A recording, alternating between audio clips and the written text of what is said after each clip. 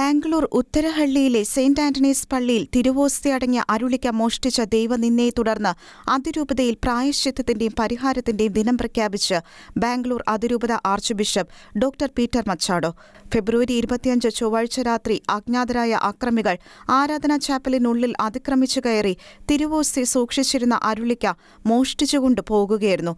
പോലീസിൽ പരാതി നൽകിയിട്ടും തിരുവോസ്തിയോ കണ്ടെത്താൻ കഴിഞ്ഞിട്ടില്ല എന്നും പരിശുദ്ധ കുർബാന അവഹേളിക്കപ്പെട്ടതായി ആശങ്കയുണ്ടെന്നും Bangalore archbishop doctor Peter Machado പുറപ്പെടുവിച്ച പ്രസ്താവനയിൽ പറയുന്നു. ഈ പശ്ചാത്തലത്തിൽ ഫെബ്രുവരി 28 വെള്ളിയാഴ്ച ബാംഗ്ലൂർ അതിരൂപതയുടെ കീഴിലുള്ള എല്ലാ ദേവാലയങ്ങളിലും പ്രായശ്ചിത്ത പരിഹാര ദിനമായി ആചരിക്കുവാൻ ആർച്ച് ബിഷപ്പ് ആഹ്വാനം നൽകി. ഇടവകകളിലും സ്ഥാപനങ്ങളിലും മുൻകൂട്ടി നിശ്ചയിച്ച ആരാധനക്രമ ആചരണങ്ങൾ തുടരാമെങ്കിലും ബാംഗ്ലൂർ അതിരൂപതയിലെ എല്ലാ ദേവാലയങ്ങളിലും സന്യാസഭവനങ്ങളിലും വിശ്വാസികൾക്ക് അനുയോജ്യമായ സമയത്ത് 1 മണിക്കൂർ ദിവ്യകാരുണ്യാരാധന നടത്തണമെന്ന് ആർച്ച് ബിഷപ്പ് നിർദ്ദേശിച്ചു. പരിശുദ്ധ കുർബാനയ്ക്കെതിരായ ഈ കഠിനമായ അപരാധത്തിന് പരിഹാരം ചെയ്ത് ദൈവത്തിന്റെ കരുണ തേടി പ്രാർത്ഥനയിൽ തീക്ഷ്ണമായി ഒന്നിക്കാമെന്നും ആർച്ച് ബിഷപ്പ് പ്രസ്താവനയിൽ പറഞ്ഞു.